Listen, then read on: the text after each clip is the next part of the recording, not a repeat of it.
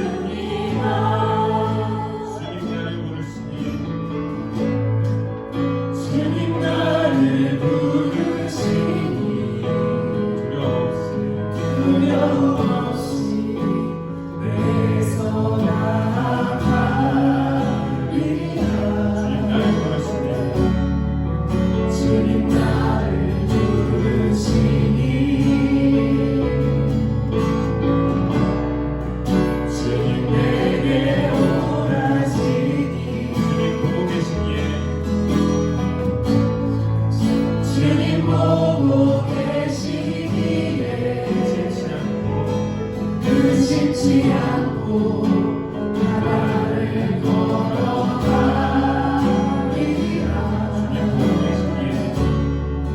주님 보고 계시기에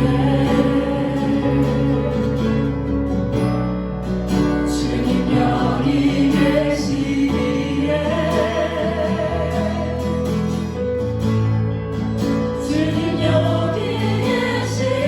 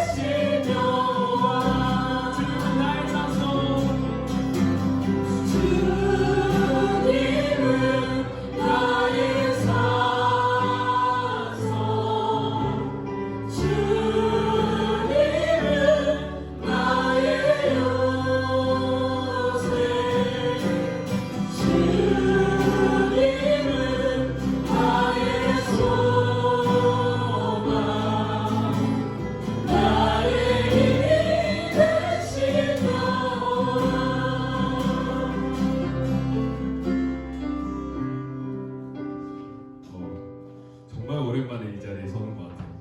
제가 옆에서 찬양을 많이 했지만 이렇게 찬양 이렇게 리더를 할 수 있는 게 정말 쉽지 않은데 제가 수련회를 갔다 왔어요. 수련회 주제가 예수 피를 힘입어였는데 예수 피를 힘입어 우리가 소망을 갖고 살아가자 이런 주제로 이제 수련회를 했습니다. 수련회 때 저는 좀 보조 스태프로 이제 식당 팀으로 일을 했습니다. 식당 팀 가운데 이제 수련회를 350명이 왔는데 이들의 밥을 진짜 짓는 그런 임무를 맡고 이렇게 밥을 짓는데 그 큰 50인분 가스로 이제 밥을 했었어야 되는데 이게 불이 계속 들어와야 밥이 지어지잖아요. 근데 밥이 한 1분 불이 1분 들어왔다가 꺼지는 거예요. 그래가지고 당황하지 않고 저는 나름 이제 숙련된 거기서 가장 이제 나이가 많은 사람이기 때문에 작년에도 그랬기 때문에 계속 불이 꺼지면 켜고 불이 꺼지면 켜고 이렇게 한 30분을 있었어요. 그리고 10분 뜸들이고 밥이 돼가지고 이렇게 내보냈어요. 근데 그날 저녁 부흥회 때 이제 주님 나를 부르시니 두 번째 찬양하고 아무것도 두려워하지 말라를 이제 그때 들었는데 내가 이 불 앞에서 서 있는데 불이 꺼졌다고 밥이 안 되는 걸까? 라는 생각이 드는 거예요. 어쩌면 주님께서는 잠시 불이 꺼졌더라도 다시 켜질 수 있는 은혜를 나에게 보여주고 싶으셨는데 내가 그거를 내 경험에 의해서 이건 꺼졌으니까 안 돼 하고 다시 불을 지피려고 하지 않았나 라는 생각이 들더라고요. 그래서 하나님 죄송합니다. 어쩌면 제가 하나님 보신 어떻게 보면 기적을 제가 제 경험에 의해서 차단했던 것 같습니다 하면서 그 다음날 이제 점심에 밥을 해야 되는데 밥이 분명 350인분인데 420인분을 해야 되는 거예요. 워낙 잘 먹어가지고 그러면 이제 원래 6통이었던 게 8통이 됐거든요. 그래서 밥이 더 많아졌네. 딱 불을 켰어요. 여전히 꺼졌어요. 근데 그때 기도하면서 하나님 제가 이 밥을 잘해야 제가 성민아 밥 맛있게 잘 됐더라 라는 소리를 듣고 싶었나 봅니다. 저는 수련회 때 이 지체들이 밥 때문에 시험 들지 않고 밥을 먹고 더 힘을 내서 수련회 드렸으면 좋겠다 라는 마음이 없었던 것 같습니다. 하나님 저의 마음을 꺾으시고 하나님 보여주신 소망을 다시 한번 허락해 주세요 라고 기도를 하니까 여전히 불은 들어오지 않았어요. 불은 들어오지 않았는데 그냥 계속 서 있었어요. 서 있다가 갑자기 타다닥 소리가 나는 거예요. 그러면서 불이 다 켜지는 거예요. 그리고 제가 그래도 의심이 있어가지고 한 20분을 서 있었어요. 불이 꺼지지 않더라고요. 하나님 감사합니다. 제가 이 조그마한 의심이라도 있었는데 그래도 이렇게 불이 꺼지지 않고 켜지는 걸 제가 볼 수 있고 제가 이걸 꼭 수천 가면은 꼭 나누겠습니다 라는 생각을 가지고 이 자리에 섰습니다. 여러분도 그렇겠지만 저도 짧은 삶을 살았지만 정말 눈에 보이는 그런 어떻게 보는 저희의 판단, 세상에서 판단력은 정말 중요하다고 합니다.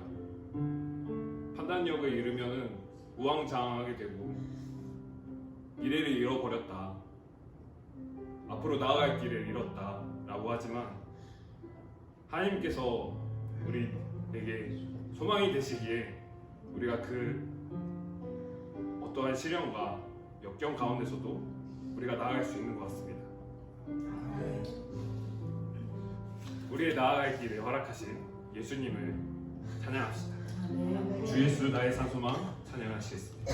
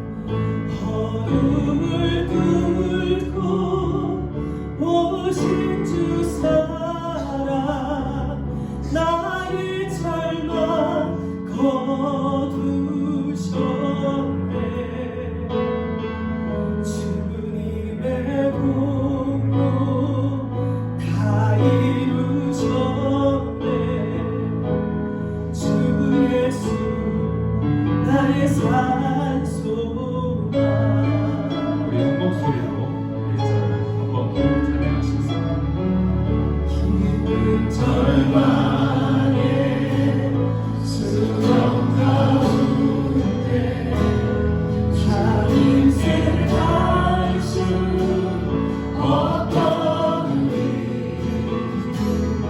거룩한 주의 하늘을 향해 주의 이름 나 부르네 어둠을 뚫고 어둠을 뚫고 오직 주 사랑 나의 절망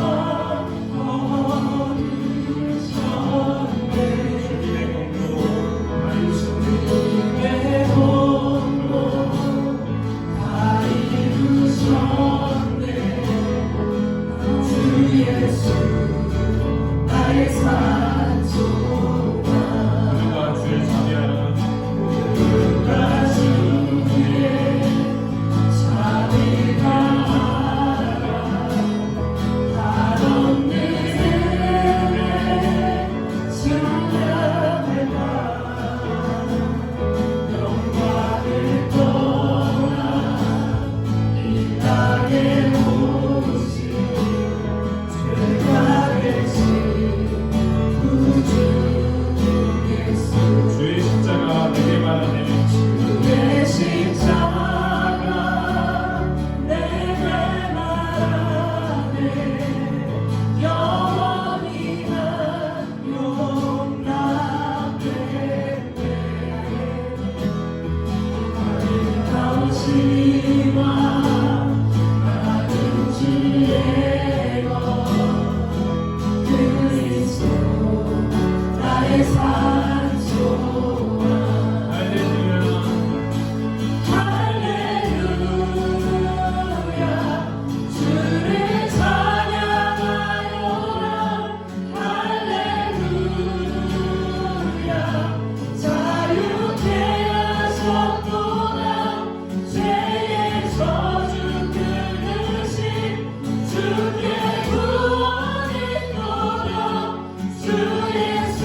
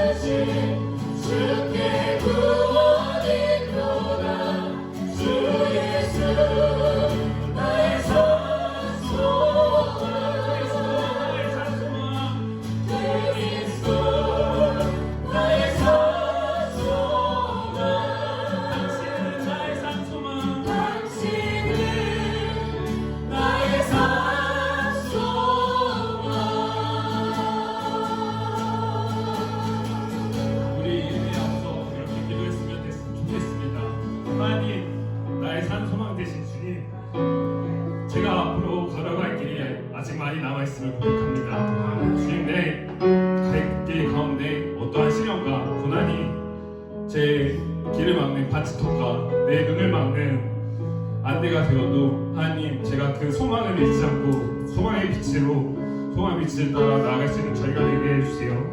하나님, 저희가 길을 잃지 않는 자 되게 하시고 언제나 하나님께 시선이 고정되는 그런 삶을 살아갈 수 있는 하나님 은혜를 허락하여 주시고, 주위 사람들에게도 그 길을 찾지 못하는 헤매는 자들에게도 그 길을 먼저 본 자로서 그 길을 같이 손잡고 나아갈 수 있는 그런 은사와 그런 마음을 허락해달라고 기도하겠습니다. 예수 그리스도의 사랑이 얼마나 크고 놀라운 사랑인지를 깨닫게 되는 것은 우리 신앙생활에 참으로 중요하죠. 예수 그리스도의 놀라운 사랑을 깨달아 우리가 감격하게 된다면 누구나 예수 그리스도를 사랑하며 예수 그리스도와 함께 십자가를 걸어가는 데에 주저하지 않게 될 것입니다. 나를 향한 예수 그리스도의 사랑이 깨달아지고 더욱 깨달아질수록 예수님을 더욱 사랑하게 될 것이고, 그 사랑하는 예수님을 위해서만 살고 싶은 믿음이 생겨날 것이기 때문입니다.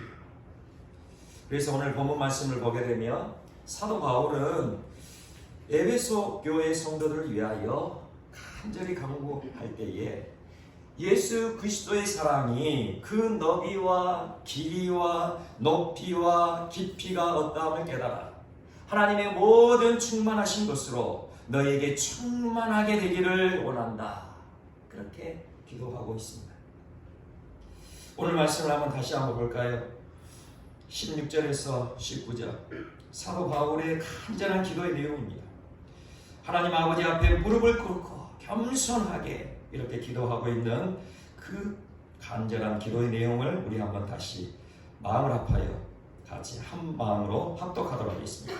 16절에서 19절까지 말씀 함께 읽겠습니다. 시작. 그의 영광의 풍성함을 따라 그의 성령으로 말미암아 너의 속사람을 능력으로 강건하게 하시오며 믿음으로 말미암아 그리스도께서 너희 마음에 계시게 하시옵고 너희가 사랑 가운데서 뿌리가 박히고 터가 굳어져서 능히 모든 성도와 함께 지식에 넘치는 그리스도의 사랑을 알고 그 너비와 길이와 높이와 깊이가 어떠함을 깨달아 하나님의 모든 충만하신 것으로 너희에게 충만하게 하시기를 구하노라. 아멘.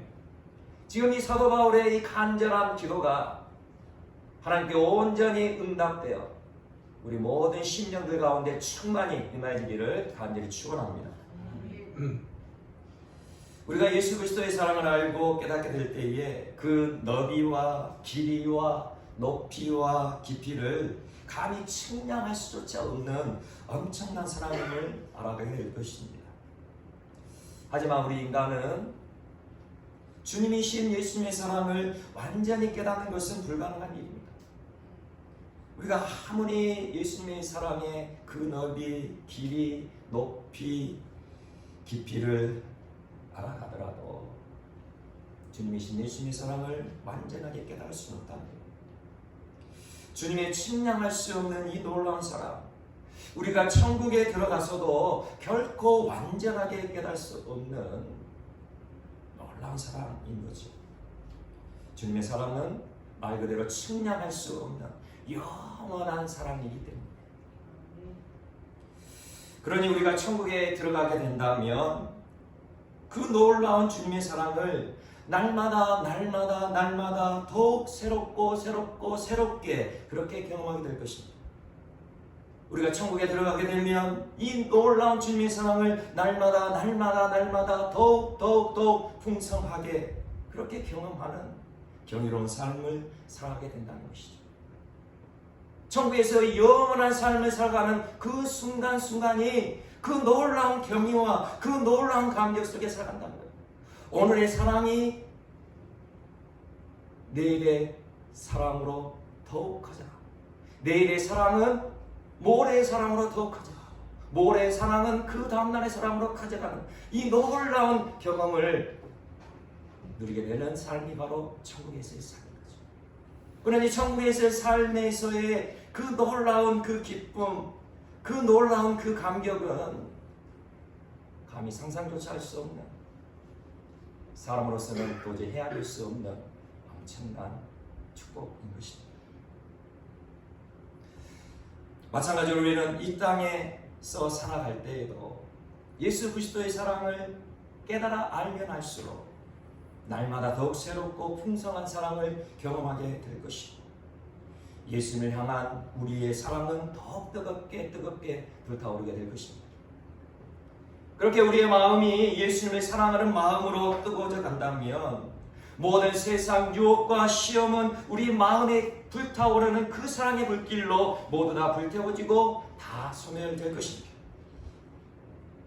또한 우리는 예수 그리스도께서 주시는 사랑의 그 너비, 그 길이, 그 높이, 그 깊이를 다 측량할 수는 없지만 이 각각의 단면에 담겨진 예수님의 사랑을 깨달아야 할 것입니다. 다시 말씀드리면 예수 그리스도의 사랑은 너비와 길이와 높이와 깊이로 구분되어진다는 거예요. 이렇게 네 가지 단면의 독특한 사랑을 예수님께서는 우리에게 허락하신다는 거죠. 이러한 네 가지 단면의 독특한 예수 그리스도의 사랑은 한 영혼을 천하보다 귀히 여기며 모든 사람을 구원하시고자 하는 아가페의 사랑으로 통합되어지지만 각각의 단면적인 사랑은 아주 다르게 나타나는 사실을 우리는 알아야 할 것입니다. 너비와 길이와 높이와 깊이로 다가오는 그 사랑이 다 다르게 다가온다는 것이죠. 그러므로 우리들이 이 네 가지 단면의 예수님의 사랑을 올바로 깨닫지 못한다면, 예수님의 사랑이 오직 한 가지의 사랑이라고만 그렇게 알면서 신앙생활을 한다면, 예수님이 아무리 우리에게 사랑하심으로 친근하게 다가오실지라도 그럼에도 불구하고 우리는 예수님의 사랑을 오해할 수 있다는 거죠. 예수님께서 그렇게 친밀하게 사랑으로 우리에게 찾아오실지라도 우리는 오해하고 착각하여 예수님이 나를 미워하시지, 예수님은 나를 멀리하시는 분이지, 그렇게 오해하고 착각할 수 있다는 것이죠. 그러므로 우리는 이 네 가지 단면으로 다가오시는 예수님의 사랑을 분명히 깨닫고 예수님의 사랑에 늘 감사와 감격으로 그렇게 받아들일 수 있기를 간절히 축원합니다. 첫 번째 사랑입니다. 첫 번째 사랑은 너비에 대한 예수 그리스도의 사랑이시죠. 너비에 대한 예수 그리스도의 사랑은 내가 원하지 않는 방법, 내가 원하지 않는 방향으로 예수님의 사랑이 부어질 수 있다는 것입니다. 우리는 흔히 예수님은 사랑이 넘치는 분이시라 그렇게 고백하죠. 실제로 예수님은 사랑이 넘치고 넘치는 분이세요. 그렇게 우리는 예수님을 사랑이시라, 그렇게 하나님은 사랑이시라 그렇게 고백하면서 내가 원하는 대로 예수님이 사랑을 베풀어 주신다 그렇게 생각하는 경우가 있습니다. 그래서 내가 생각하는 방향대로, 내가 원하는 방법대로 되지 않고 오히려 고난이 발생하면 예수님이 나를 사랑하지 않는다 생각하는 거죠. 하지만 예수님의 사랑은 언제나 완벽한 사랑임을 명심하시기 바랍니다. 요한복음 11장을 보면 마르다와 마리아 자매와 함께 사는 오빠 라사로가 위중한 병이 걸렸어요. 이 오빠 라사로가 위중한 병이 들자 다른 동네에 계신 예수님께 사람을 보내죠. 그래서 빨리 이 위중한 오빠 라사로를 고쳐주시라 간청합니다. 성경은 분명히 라사로뿐만 아니라 마르다 마리아도 예수님이 사랑하셨다라고 밝히 기록하고 있습니다. 요한복음 11장 5절입니다. 예수께서 본래 마르다와 그 동생과 라사로를 사랑하시더니, 예수님은 분명히 마르다와 그 동생 마리아와 그의 오빠 라사로를 사랑하셨습니다. 그렇게 예수님이 사랑하셨던 가정에 우환이 생겼다면, 우환이 생겼다는 소문을 듣기만 해도 예수님은 모든 일을 제쳐놓고 달려가셔야 마땅하지 않겠습니까? 그렇게 사랑하셨는데, 아마 마르다와 마리아도 사람을 보내어 예수님께서 오셔서 오빠 라사로를 고쳐주시라, 오빠 라사로를 치료해 주시라 그렇게 전가를 보냈을 때에도 틀림없이 예수님께서 불이 나게 달려오실 것이라 고대했을 때 그렇게 기대하였을 것입니다.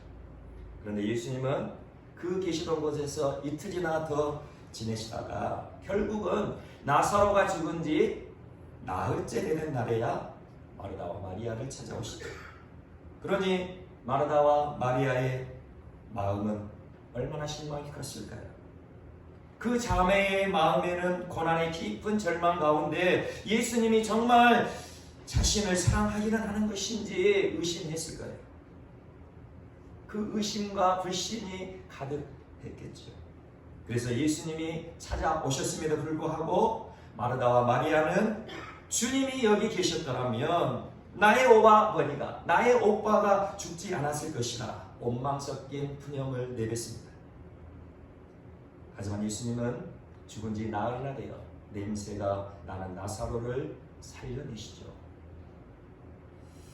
이처럼 예수님께서는 마르다와 마리아가 생각했던 대로 지금 병든 자 오빠 나사로를 치료해 주신 것이 아니라 오히려 더 깊은 고난 가운데로 이끄셔서 죽은 자 오빠 나사로를 살려내시는 이적을 보여주셨다는 것이죠.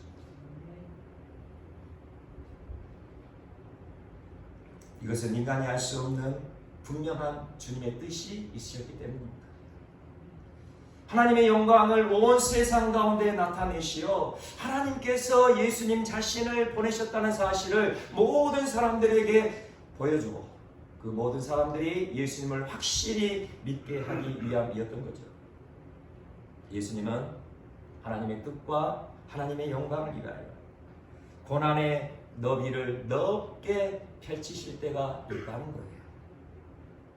하지만 고난의 너비가 아무리 넓게 펼쳐지더라도 고난의 너비가 아무리 넓게 펼쳐져 갈지라도 예수님은 완벽한 사랑을 베푸시는 사랑의 주님이심을 믿으시기를 소망합니다.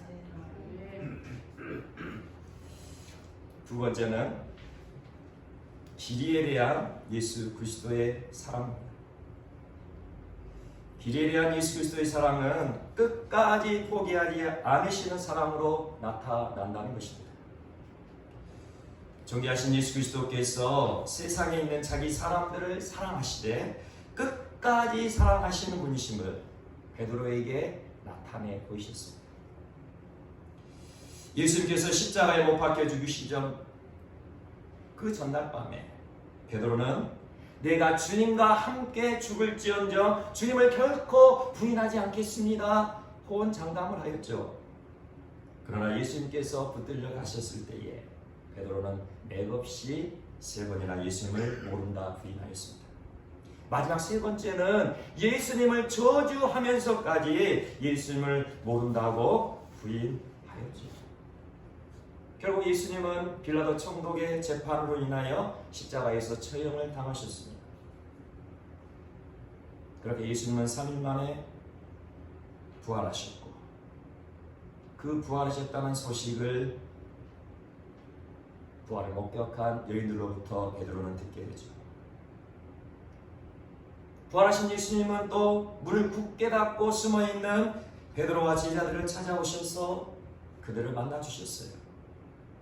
하지만 베드로는 다른 제자들과 함께 어부로 잔뼈가 굵었던 고향 갈릴리 바닷가로 다시 돌아가 어부 생활을 시작하죠.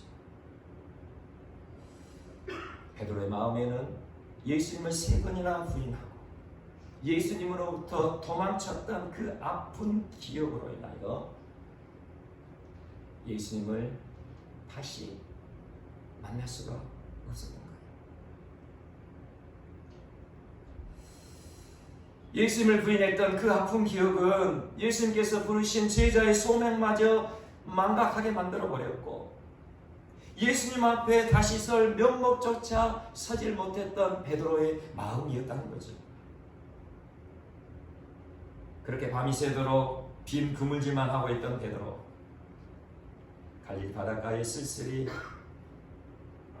내려가 밤새도록 그물질을 하지만 물고기 한 마리 잡지 못하는 그 빈 그물질만 하고 있던 베드로에게 예수님께서 찾아오셨습니다. 예수님은 친히 조반을 준비하셔서 베드로와 다른 제자들과 함께 아침쌀을 먹이신 후에 베드로에게 이렇게 질문하시죠. 요한의 아들 시몬아, 내가 이 사람들보다 나를 더 사랑하느냐?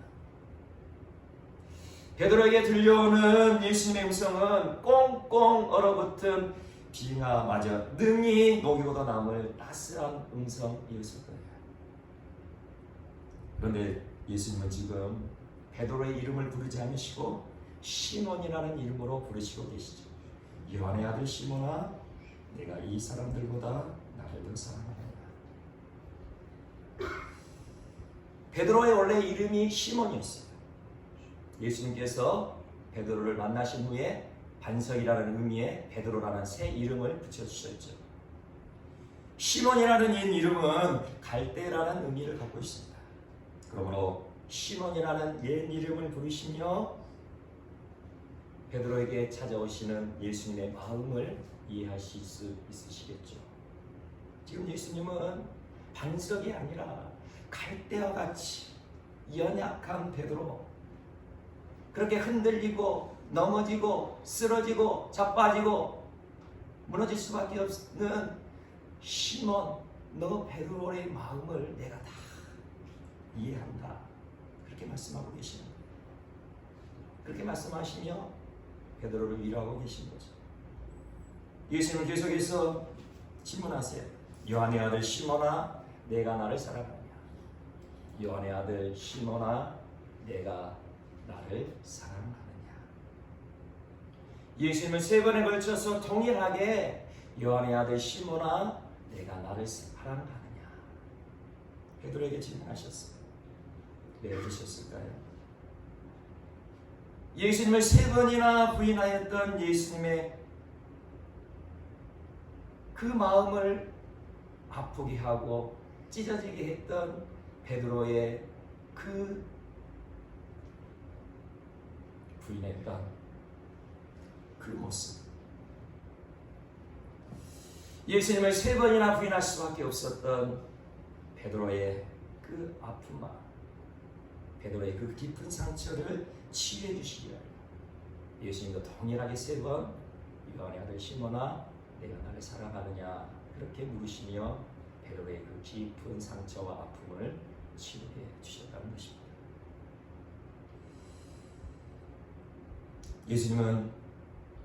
예수님 자신을 저주하면서까지 3번이나 부인했던 베드로도 결코 포기하지 않으시고 끝까지 사랑하시는 사랑의 주님이셨던 것입니다. 주님의 그 사랑은 길이를, 주님의 그 놀라운 사랑은 그 사랑의 길이를 도무지 가늠할 수 없는 끝없는 사랑이셨다는 거죠. 3번째로 예수님의 사랑은 높이에 대한 사랑입니다. 높이에 대한 예수 그리스도의 사랑은 마음을 연단시키는 훈련으로 나타나게 되는 거죠. 진정한 사랑은 나약한 마음을 강인한 마음으로 변화시키는 능력입니다. 진정한 사랑은 철부지를 어른으로 만들고, 진정한 사랑은 바보 온달을 온달 장군으로 만들어내는 힘을 갖고 있는 거죠. 우리 부모님들이 자녀들을 양육할 때 사랑의 예를 들듯 예수님도 때로는 모진 회초리로 사람의 마음을 연단시키는 때가 있음을 알아야 할 것입니다. 마태복음 15장을 보면 가나안 여인이 예수님께 찾아왔습니다. 그리고 예수님을 찾아와 소리질러 흉악하게 귀신 들린 딸을 고쳐주시라 그렇게 간청하죠. 그런데 웬일인지 예수님은 한 말씀도 하지 않으십니다. 가나안 여인을 마치 투명 인간처럼 취급하시며 무시하시는 거예요. 보다 못한 제자들이 저렇게 여인이 소리를 고래고래 지르는데 저 소리가 안 들리시냐고, 저 여인을 좀 돌려보내시라 그렇게 할 정도였다는 거죠. 이때야 예수님은 입을 떼시더니 매정한 말씀을 하세요. 나는 이스라엘 집에 잃어버린 양 여인은 다른 데로 보내심을 받지 아니하니라. 그 가난한 여인에게 입을 떼신 예수님이 하신 말씀, 나는 이스라엘 집에 잃어버린 양 외에는 다른 데로 보내심을 받지 아니하였다. 무슨 말씀이죠? 가나안 여인은 하나님이 택하신 이스라엘 민족이 아니라 이방 여인이었어요. 한마디로 예수님 자신은 너희 같은 이방인을 위해 온 것이 아니니 더 이상 나를 귀찮게 하지 말라, 돌아가라, 그렇게 말씀하시는 거예요. 가나안 여인의 마음은 얼마나 상처가 되었을까요? 가나안 여인의 딸이 얼마나 고통을 당하고 있는지 우리는 능히 짐작할 수 있어요. 딸을 위해 간청하는 가나안 여인의 고백을 한번 들어보십시오. 내 딸이 흉악하게 귀신 들렸나이다. 나의 딸이 흉악하게 귀신 들렸나이다. 나의 딸을 고쳐주세요. 도와주세요. 그렇게 간청하는 가나안 여인의 고백. 여기서 흉악하다라는 의미는 말로 다할 수 없이 비참한 고통을 당하고 있다는 거예요. 그렇게 비참한 고통을 당하고 있는 딸을 고쳐주기 위하여, 그 딸을 고침받기 위하여 예수님을 찾아왔는데, 이방인은 내 소관이 아니야. 단칼로 내리치듯 말씀하시는 예수님. 가나안 여인의 마음은 얼마나 힘들었을까요? 그럼에도 불구하고 가나안 여인은 이번에는 예수님께 엎드립니다. 무릎을 꿇어 엎드려 절을 하며 간청해요. 주님 도와주십시오. 주님 도와주십시오. 이때 예수님은 더 모욕적인 말을 내뱉으시죠. 자녀들에게 줘야 할 떡을 개들에게는 줄 수가 없다. 이제 대놓고 가나안 여인을 개 취급하고 모욕하고 수치를 주고 계시는 예수님. 하지만 가나안 여인은 이에 굴하지 않죠. 솟구쳐 오르는 눈물을 머금고 또 외칩니다. 주님의 말씀이 다 옳습니다. 저는 개 같은 존재입니다. 그러나 개들도 주인의 상에서 떨어지는 부스러기를 먹을 수 있습니다. 주님 제발 도와주십시오. 그렇게 가나안 여인이 간청할 때에 예수님이 말씀하시죠. 여자여, 내 믿음이 크도다. 내 소원대로 되리라. 여자여, 내 믿음이 크도다. 예수님은 때로 우리들에게 모욕과 수치를 안겨주는 이웃들, 그리고 심지어 가족들을 통해서도 우리의 마음을 훈련하실 때가 있음을 명심하시기 바랍니다. 우리는 우리의 이웃들을 통하여, 우리의 가족들을 통하여 이처럼 매정하고 냉혹한 상황에 처할 수 있다는 거예요. 이렇게 매정하고 냉혹한 상황에 처했을 때 우리는 결코 예수 그리스도께서 나를 사랑하신다는 그 사실을 망각해서는 안 될 것입니다. 예수 그리스도께서 나를 사랑하지 않으신다 오해해서는 절대 안 돼요. 이렇게 냉혹하고 매정한 상황에 처했을 때 더욱 예수님의 도움을 구하십시오. 주님, 나를 도와주십시오. 주님, 나를 도와주십시오. 결코 그 모욕적이고 수치스러운 상황에 굴복하지 마십시오. 그 모욕적이고 수치스러운 상황을 통하여 우리의 마음을 연단하신 예수님을 바라보십시오.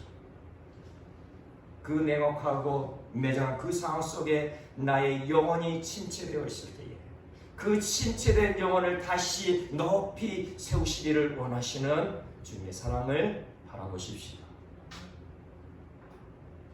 그렇게 우리의 마음을 연단하고 훈련시켜 우리의 믿음을 크게 하시려는 예수님의 놀라운 사랑을 경험하시는 우리 모두가 되시기를 간절히 축원합니다. 예수님은 우리의 마음을 연단시켜 믿음의 용사로 거듭날 수 있도록 역사하신다는 사실을 꼭 명심하셔서 우리의 마음 깊이 상처로 패일 때마다 예수 그리스도의 그 놀라신 사랑을 기억하시며 더욱 믿음으로 주님께 간구하고 기도할 수 있는 모두 되시기를 간절히 축원합니다.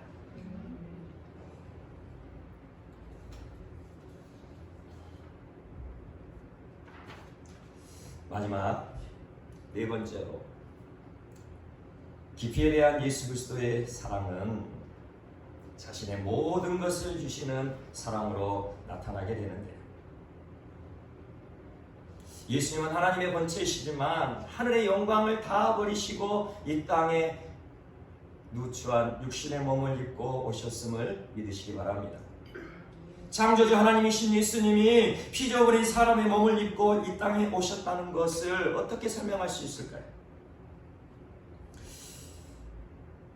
이것은 마치 온 세계를 다스리는 황제, 그 황제가 자신의 황제의 신분을 내버리고 불쌍한 거지들과 함께 하기 위하여 거지가 된 것보다도 더 월등하게 낮아지심으로 예수님께서 육신의 몸을 입고 이 땅에 오셨음을 우리는 알아야 될 것입니다. 왜일까요? 바로 우리 한 사람 한 사람을 구원하시기 위하여, 우리 한 사람 한 사람을 구원하여 영원히 천국에서 행복하게 살아가고 싶으셔서 그런 거죠. 그렇게 예수님은 33세의 아주 건장한 청년의 때에 십자가의 순환을 당하셨습니다. 예수님은 자신의 가장 아름다운 청춘의 때에 우리를 구원하시기 위하여 자신의 생명과 모든 것을 주신 사랑의 주님이셨습니다. 십자가 수행은 그 당시 가장 끔찍한, 가장 고통스러운 사형 제도였죠. 그러니 그 어떠한 죄인이라도, 아무리 흉악한 죄인이라도 십자가 처형을 당하고 싶지 않을 만큼 그렇게 고통스러운 형벌이 바로 십자가 처형이었어요. 그런데 예수님께서는 아무런 죄도 없이 모함을 받으시고 잡혀가셨죠. 그렇게 예수님께서 잡혀가셨을 때의 모습이 어떠했는지 아십니까? 예수님은 인간 이하의 온갖 모욕과 조롱과 수치를 당하셨습니다. 예수님은 하늘 영광을 버리시고 이 땅에 오실 때 자신의 신적인 권위를 다 내려놓으셨죠. 그리고 예수님은 십자가의 순환, 십자가의 고난을 당하실 때에 사람의 인격적인 그 모든 것마저 다 내려놓으셨습니다. 사람이 당할 수 있는 모든 모욕, 수치, 조롱을 당하신 예수님이셨다는 거죠.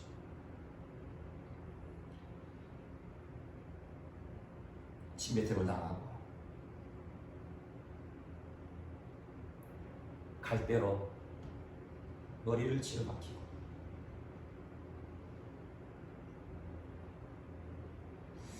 그리고 채찍으로 그 온몸을 갈기갈기 찢기시고 로마 군인들에게 유대인의 왕이여 하며 그렇게 조롱을 당하시고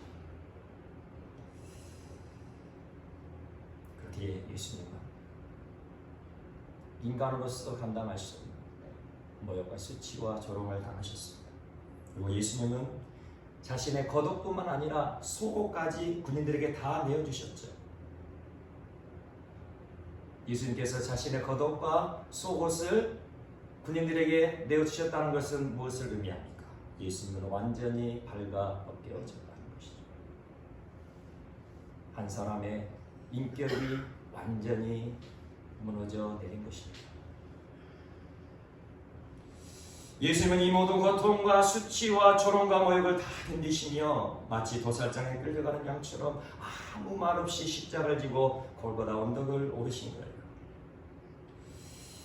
예수님 자신의 모든 것을 주심으로 우리 한 사람 한 사람을 구원하시기 위함이죠.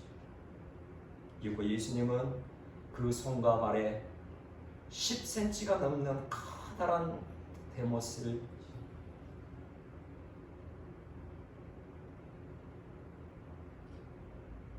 그 엄청난 대못에 그 손과 발이 못 박히게 됩니다.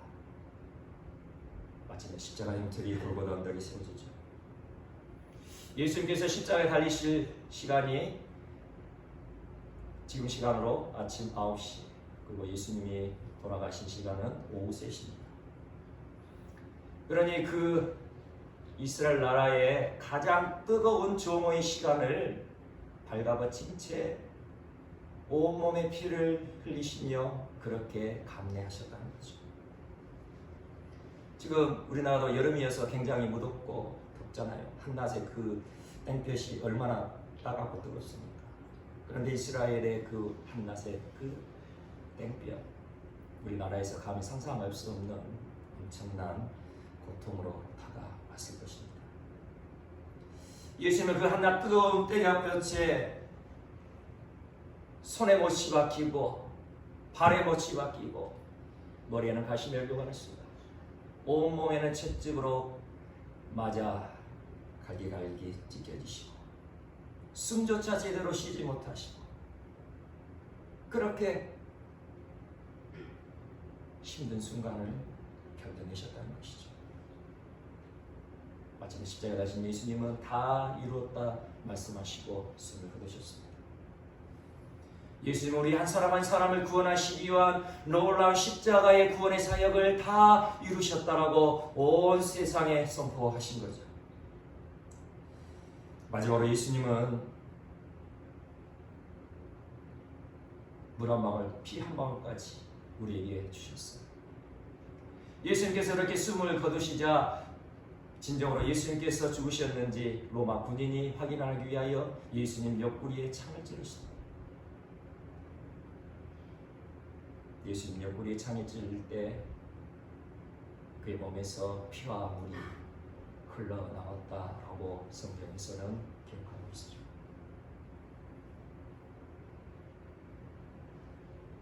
예수님의 몸에 피가 과연 얼마나 남아있었을까?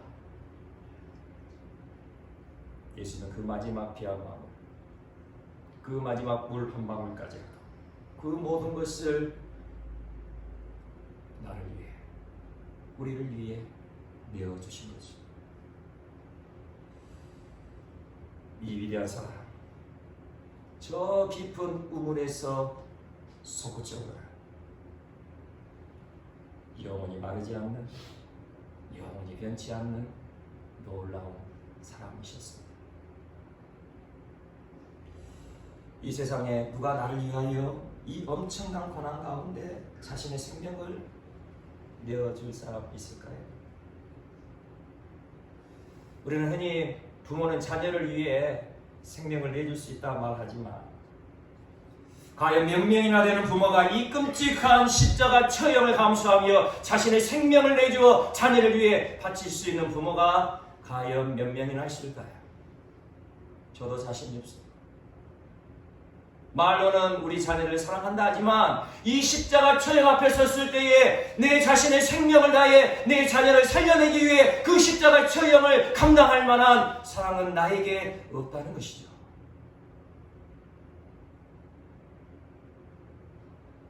그러나 창조를 만드신 하나님, 온 우주 만물을 다스리시는 창조자 하나님, 그 하나님께서 한낱 피조물에 불과한 나를 위하여, 우리들을 위하여 자신의 모든 것을 내어주시며 그렇게 사랑하셨습니다.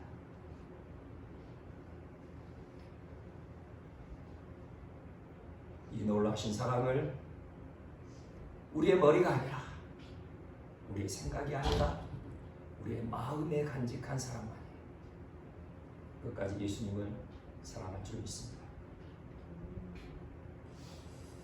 그러므로 날마다 예수 그리스도의 사랑을 알아가며 예수 그리스도의 사랑을 더욱 알아가며 예수님의 그 놀라우신 사랑을 더 누리고 경험해 갈 수 있는 저와 우리 모두가 되시기를 간절히 축원합니다. 예수 그리스도의 사랑을 알고 그 너비와 길이와 높이와 깊이가 어떠함을 더 깨달을 수 있는 우리 모두가 되시기를 간절히 소망합니다. 그렇게 주 예수 그리스도의 사랑을 깨달아 하나님의 모든 충만하신 것으로 충만하게 되는 은혜의 역사가 날마다 우리의 삶 가운데 부어지시기를 간절히 축원합니다.